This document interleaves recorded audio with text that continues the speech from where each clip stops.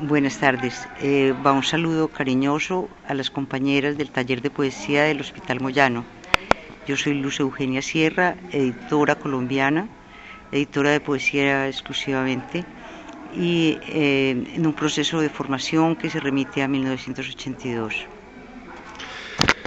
Probamos esto de vuelta, el grabador a veces anda bien, a veces no. Recién estábamos intentando grabar y te pedía que les cuentes un poco de vos a las chicas del taller por si no te conocen, que te presentes, qué le contarías además. Bueno, yo empecé a estudiar Derecho porque mi vocación era ser juez de la República, pero me encontré con la maravillosa producción colombiana de poesía y bueno, decidí que editores de poesía había muy pocos y que valía la pena formarse con esa dedicación. Se repite también el camino de la inquietud y era esto de preguntarte por qué ser juez de la República, por qué tener esa intención, esa vocación o esa inclinación. Colombia es un país que está muy definido por la inequidad y la necesidad de sentir que por lo menos de alguna manera, aplicando la norma, se puede solventar y dar una solución diferente a la violencia que ha sido la manera de resolver nuestras contradicciones. Si ahora te dijera que dieras un ejemplo de esa inequidad de la que hablas, ¿en qué centrarías o qué puntos de inequidad marcarías? Más del 35% de la tierra está en manos de menos del 2% de la población. Y ya lleva un año larguísimo el proyecto de ley de tierras de los campesinos que han sido expropiados durante los últimos 20, 30 años y ha tenido toda clase de tropiezos y de zancadillas y aunque el ministro de Agricultura es una persona bien intencionada, de todos modos todavía no tenemos los mecanismos para que eso sea una realidad. Estamos terminando mayo de 2012. Recién en la presentación hablabas de este eje que tiene que ver con Colombia, quizás mirado, quizás señalada como un lugar de la violencia. Entonces, y recién también hablabas de algo de eso. Entonces, ¿qué es esa? ¿Cuál sería tu imagen o qué les contarías de eso que se conoce de Colombia, de la violencia? ¿Cuál es tu mirada de lo que pasa en ese sentido? Yo creo que la mirada no es solamente la noticia, que también, de los hechos notorios, sino lo que sufre gran parte de la población excluida y desplazada. Tenemos casi el 10% de la población en condiciones de desplazamiento en los últimos 20 años. Entonces es una violencia que afecta no solamente al sujeto, sino a todo su entorno, a toda su familia, incluso a toda una población, como en varios pueblos colombianos. También en esta presentación de recién en la Biblioteca Nacional contabas de esto de estar también radicada en algún momento en España y quizás eso tiene que ver con tu acento. Quizás eso, ¿no? Primero hacer este triángulo, las similitudes y las diferencias que ves de Colombia, de España, de Argentina, de lo que puedas conocer. Similitudes, diferencias. Eh, bueno, la diversidad es una gran nota común y, el, y la voluntad centralista de aplastar las diferencias, como las comunidades autónomas, en el caso de España, fueron sojuzgadas durante 40 años de dictadura franquista. Y, por ejemplo, en Colombia, en Argentina se vive menos porque tienen un régimen más federal, ¿no? Pero el eje de las decisiones está en la capital y las regiones apartadas siguen sufriendo, siguen siendo ignoradas y desafortunadamente sus representantes se caracterizan por la corrupción, entre otras cosas, por otras notas, sí. Colombia y otro poco más. Entonces, Hace poco estábamos hablando con los chicos de Iliapu, del conjunto de música chileno, y también buscábamos esto de que nos cuenten, que nos un poco presenten la situación o algo más de su espacio. Entonces, en este caso, Colombia, ¿qué más presentarías? No, Colombia tiene una gran riqueza creativa, la poesía es uno de esos signos y, por ejemplo, se hace un festival de poesía en distintas ciudades. El primero es el Festival Internacional de Poesía de Medellín, que ya lleva 22 ediciones y que es un asombro para todos porque es absolutamente multitudinario, recitales de 5 o 6 mil personas, y son eventos que impactan a la gente del común. No, no hay distancias de clase porque está en distintos auditorios y llega incluso a las cárceles. Entonces, frente a una realidad que puede ser hostil, la poesía sirve como bandera y como escudo. Hablas de las cárceles, la poesía en las cárceles. ¿Alguna vez participaste de esa experiencia o te interesaría participar? Sí, sí, en una época estuve asistiendo a las cárceles. Sí. ¿Y qué contarías de esa experiencia? Se trataba de asistencia a presos políticos en ese momento, ¿no? Particularmente cuando estaba el M-19 en lo que se llamó el Consejo de Guerra del Siglo, como a pesar de que estaban dentro de los muros y después de que uno pasaba una requisa, otra requisa, no se podía entrar, toda la comida a veces te la confiscaban, se sentía una fuerza, un entusiasmo, una alegría. Es más, fue allí en el patio de la cárcel de La Picota, donde Carlos Pizarro, el último comandante del M-19, se inauguró como orador. Y luego en las plazas públicas, bueno, lo breve que estuvo en su corta campaña, que fueron 22 días de campaña, fue muy impactante, porque ya tenía un manejo. ¿Te emociona mucho hablar de esto? Sí, sí, el país sigue removiendo. Vos sabés que hablamos muchas veces de esto de la poesía en lugares de encierro y por eso, digamos, muchas veces nos plantamos en el Hospital Moyano donde hacemos el taller. Casualmente en estos días va a estar proyectándose un documental que tiene que ver con esto de la poesía en cárceles acá en Argentina. No sé si tenías noticia de eso. No sabía. En estos días prometo pasarte esa información. Vuelvo a esto que veníamos entonces chequeando con Chile, lo que pasa en Argentina. Contanos qué pasa en Colombia. En Chile se sabe lo que pasa con la educación y yo planteaba esto, ¿qué pasa con la salud? Colombia, ¿qué pasa con la educación, con la salud?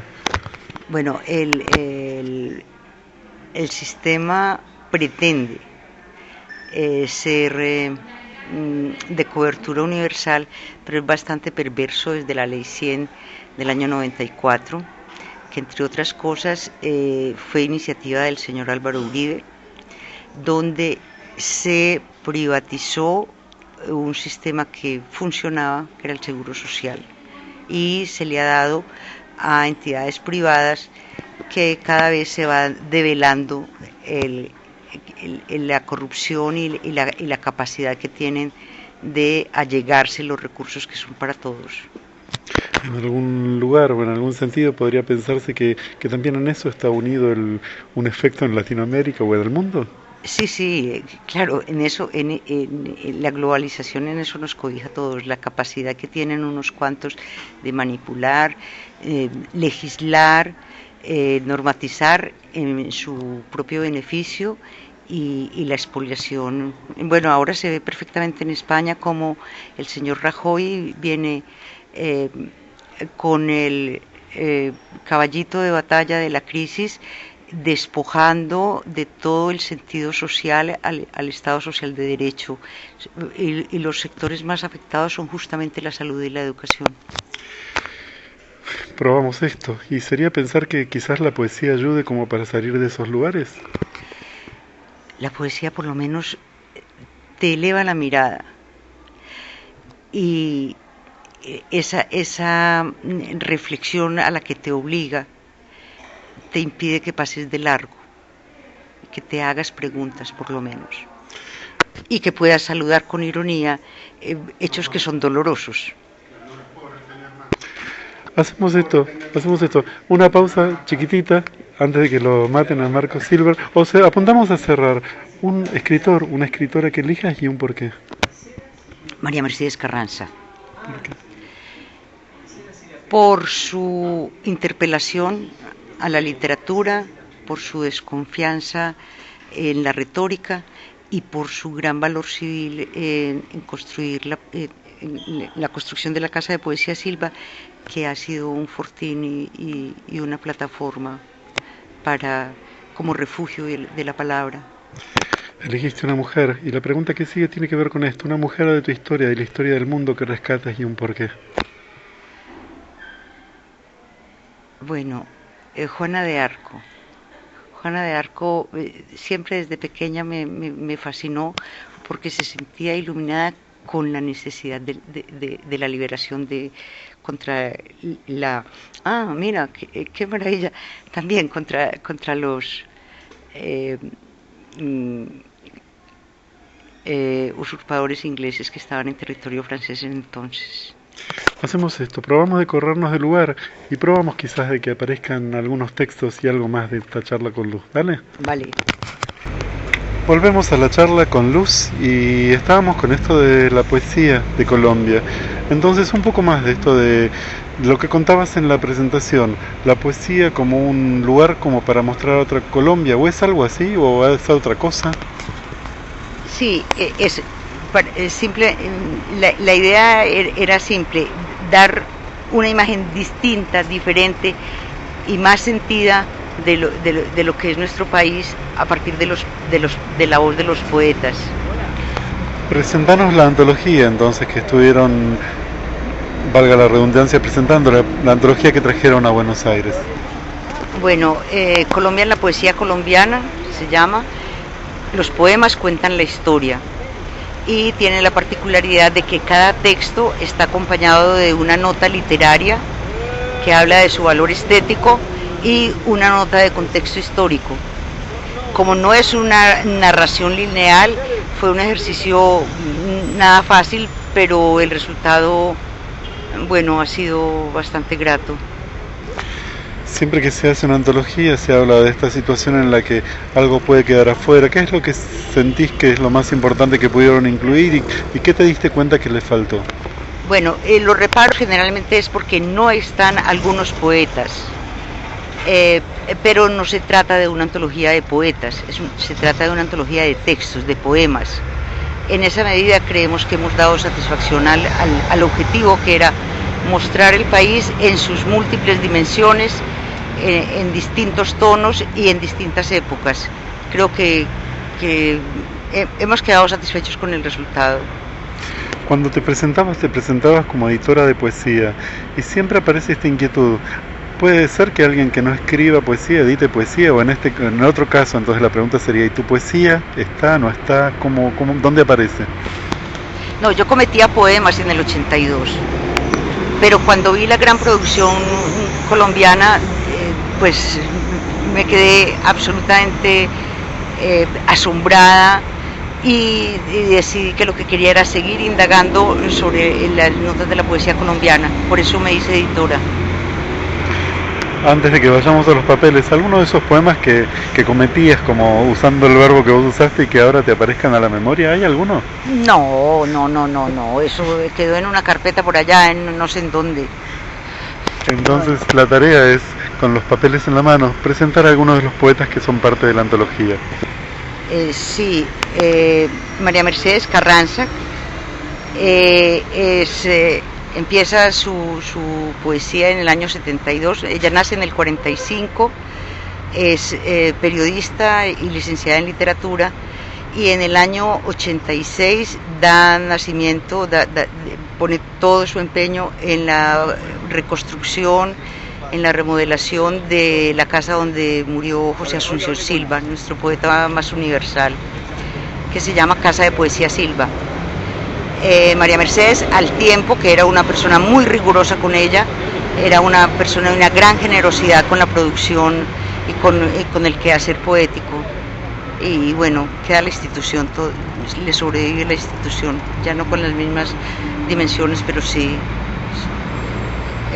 Quisiera leer un poema de María Mercedes que se llama Canto 24, Soacha.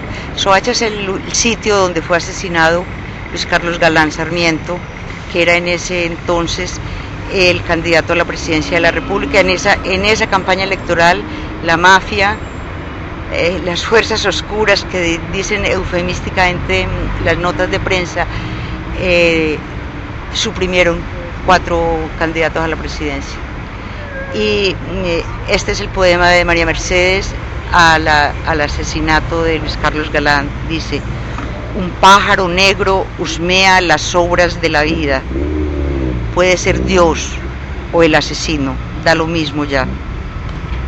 En la presentación que hicieron en imágenes dentro de la presentación del libro, también leyeron un texto que parecía como un texto final o de despedida de ella. ¿Lo tendrás a mano? Busca, Luz, en sus papeles. En la historia de la... Este es de Hernando Martínez Rueda Martinón, y que hace en un divertimento un patético repaso de lo que es nuestra historia. Dice: historia de Colombia.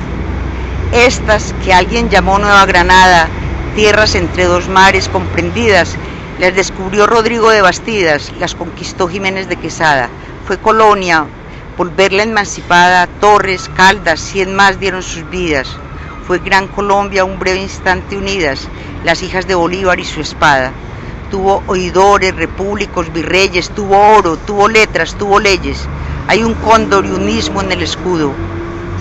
Hoy de esas aves nos espanta el vuelo, huyó el oro.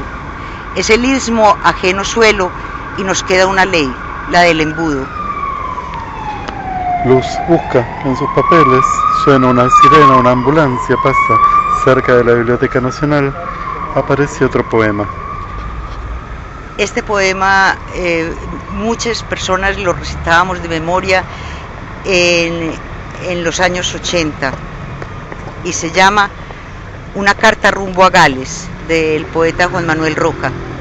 Dice: me pregunta usted, dulce señora, ¿qué veo en estos días a este lado del mar?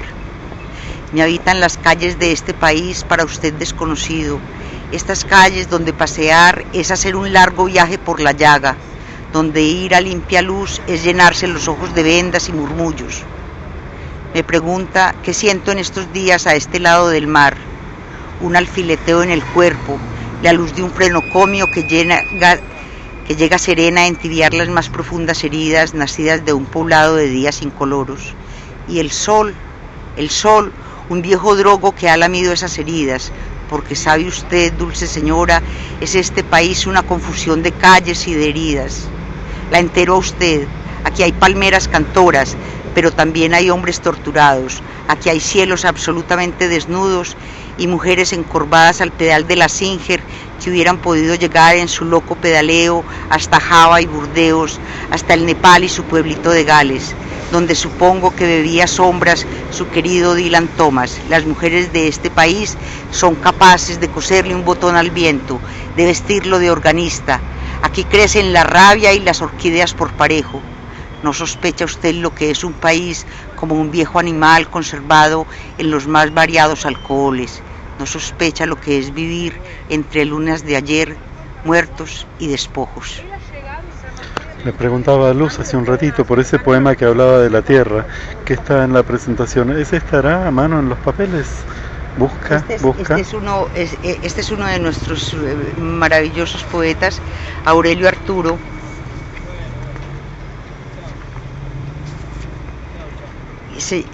Que además, como decíamos, Su obra está recogida en 33 poemas en un solo poemario que se llama Morada al Sur.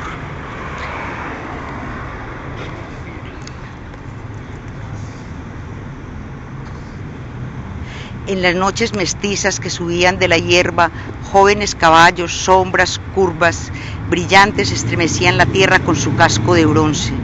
Negras estrellas sonreían en la sombra con dientes de oro.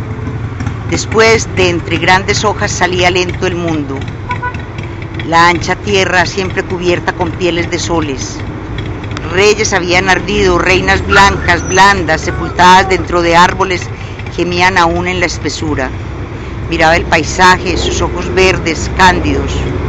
Una vaca sola, llena de grandes manchas, revolcada en la noche de luna, cuando la luna sesga, es como el pájaro toche en la rama, llamita, manzana de miel.